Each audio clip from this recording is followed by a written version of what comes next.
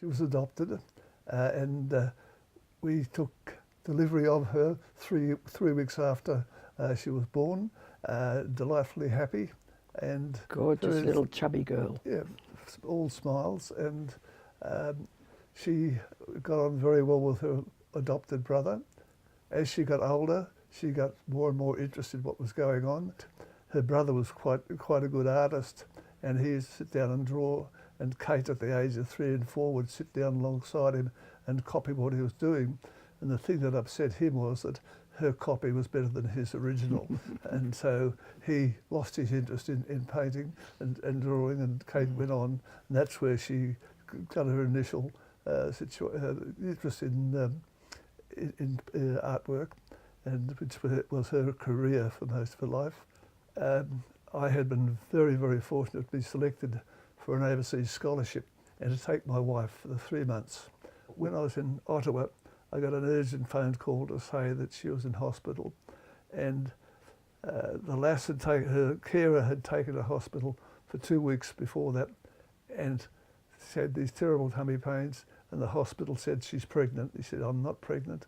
They had a ruptured appendix. She came home, and obviously to be much slimmer, had a few days at home, and then went back to school, and all her girlfriends said, oh, Kate, you look so lovely, you're so slim. And so I think that was really the first indication of things not going well. When we came back, we noticed that difference, that she wasn't eating as well. She was keeping a lot of food in her own room. She wouldn't eat with us. Got to the stage she wouldn't eat with us. If she didn't eat in her room, either she would cook and eat, and then we would cook and eat, or vice versa. But she wouldn't eat with us. It really destroyed the family concept of sitting around the table and talking. Oh, there was some help from up at the health department. Oh, that's right. Yeah. And that was with a tube mainly. Yeah, it wasn't eating food. And they sent her home. I mean, she almost got to the stage she walked out.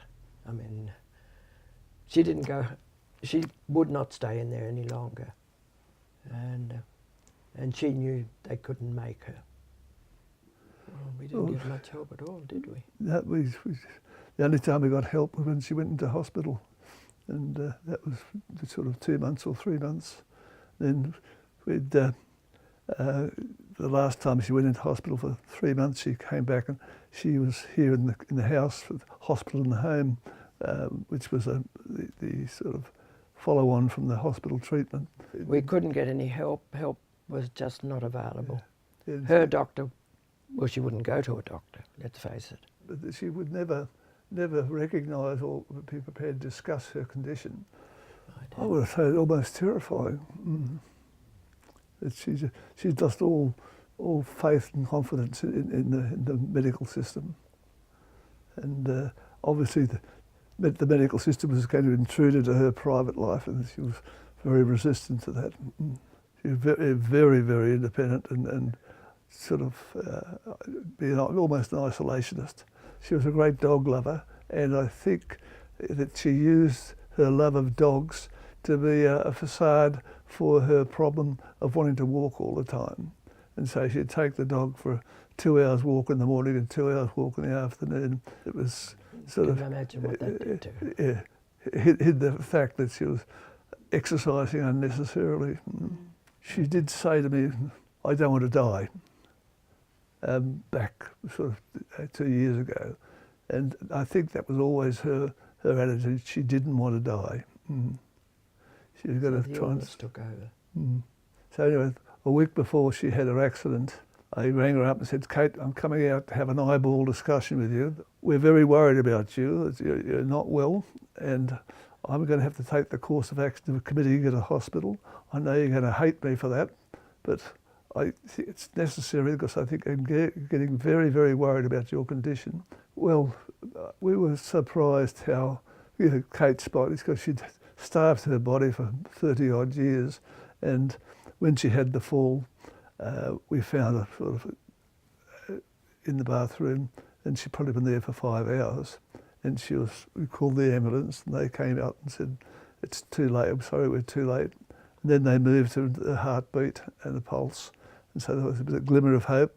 So she went in on life support, and then we had a meeting with the medical staff, and we decided to turn the life system off.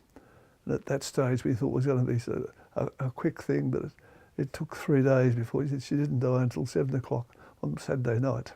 Oh, it was a terrible. Yeah. There's very little help. There I is. think all hospitals should have at least 2 people who know how to deal with eating disorders, and there don't seem to be any. Well, I've just written a little bit here. I'd be very pleased if at least one family can benefit from this discussion. and I feel that there is a need for a softer face to the health system, one that's more cooperative and designed to help